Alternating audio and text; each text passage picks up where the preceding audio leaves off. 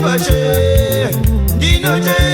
manunzi zoditapa Asiya dinasi baba kutoka kwenyu ishe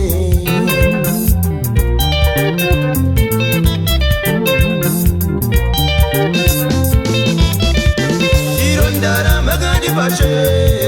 Dinoje manunzi zoditapa Asiya dinasi baba kutoka kwenyu ishe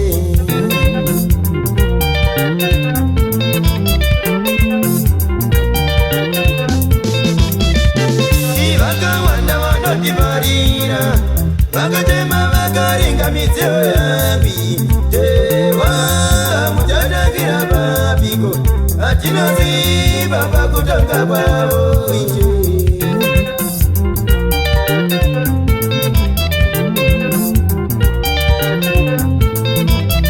Ivakawanda vanodivarira Vakatema vakaringa midzeo yambi Tewa muchatangira papiko atinoziva pakutonga kwavo ishe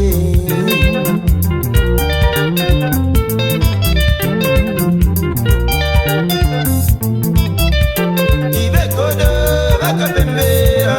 vachinidana nemazita kundinyumba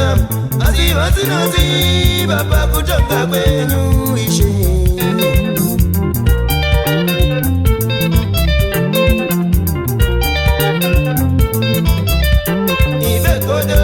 Vakapembera vachinidana nemazita kundinyumba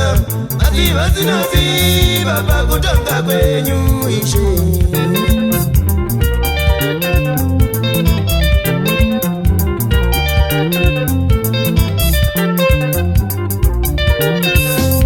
Jewavanochema vari pamberi peuso hwenyu Muri yangu iri mumavoko menyu Basa rangu riri mumavoko menyu Njere dzangu dziri mumavoko menyu Midziyo yangu iri mumavoko menyu Saona iyayaye mumaziso enyu Asi yandinaziva pakutonga kwenyu Ishe wangu kavani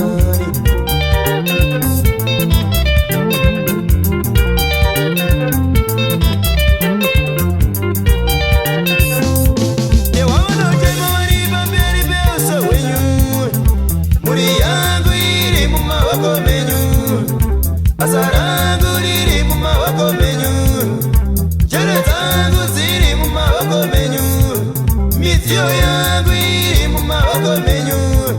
Sauna iyayaye mumaziso enyu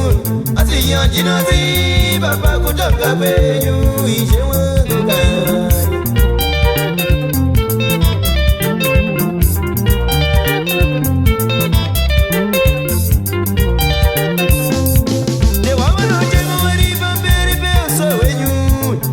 Munoziva muzi wandijambarawo Munoziva muzi wandijasuwawo Munoziva muzi wandijachemawo Mugoziva muzi wandijandarika Munoziva muzi wandijakunda Asi yandinoziva pakutonga kwenyu Ishe wangu kavani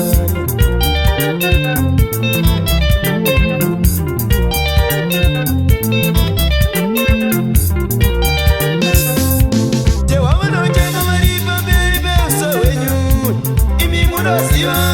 muzi wandijambarawo Munoziva muzi wandijasuwawo Munoziva muzi wandijachemawo Mugoziva muzi wandijandarika Munoziva muzi wandijakunda Asi yandinoziva pakutonga kwenyu Ishe wangu kavani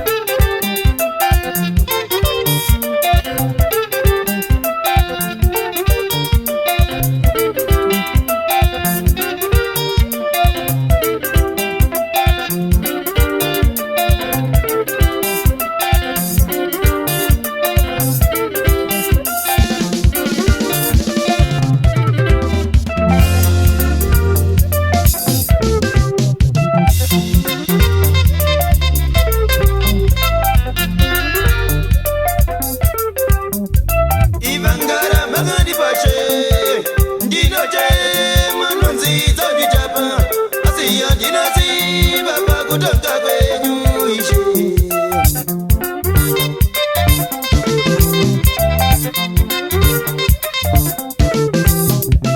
Irondara magandi pashe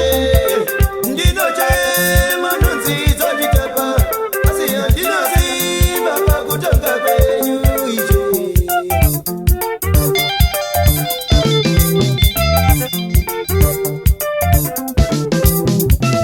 Vakawanda vanondivharira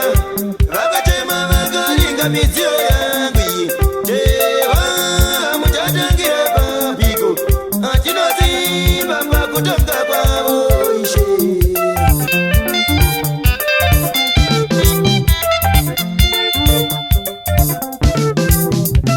Ivekono vakapembera vachindidana nemazita kundinyomba asi vasinoziva pakutonga kwavo ishe.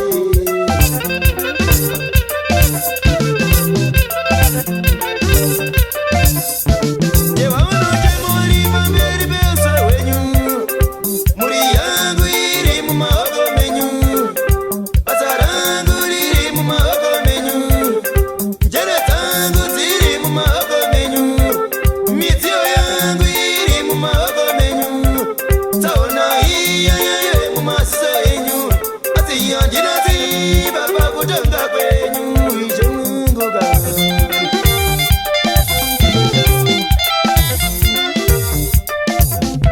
Jevavanoti muri pamberi peusa hwenyu